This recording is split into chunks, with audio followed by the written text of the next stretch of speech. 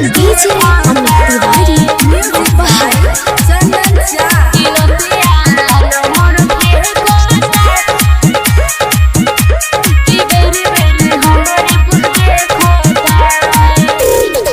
सहेली के साथ मिलके देते बारू गाड़ी दिहल गाड़ी तोहर पड़ जाई भारी। अच्छा इतना पावर बा तब का सहेली के साथ मिलके देते बारू गाड़ी दिहल गाड़ी तोहर पड़ जाई भारी।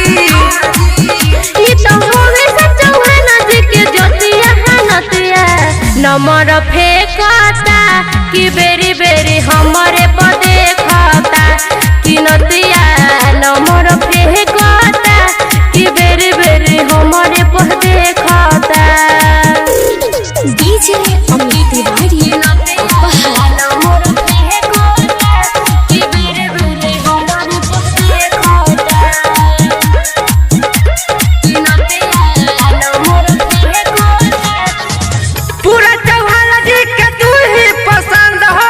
नजर न डाल हई दोसरा के धन हो बुझला ए बाबू।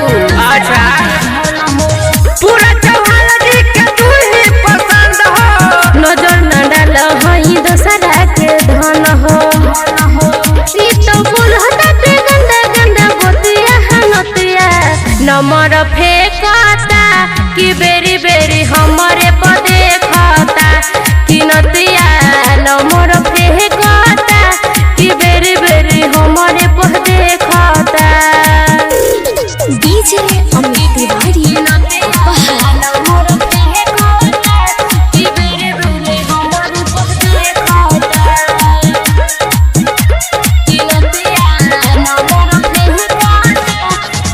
पूरा सहेली में बारू तू तो बहकल चंदन पप्पू छोड़ा दी है सहकल सुधर जा बुझला।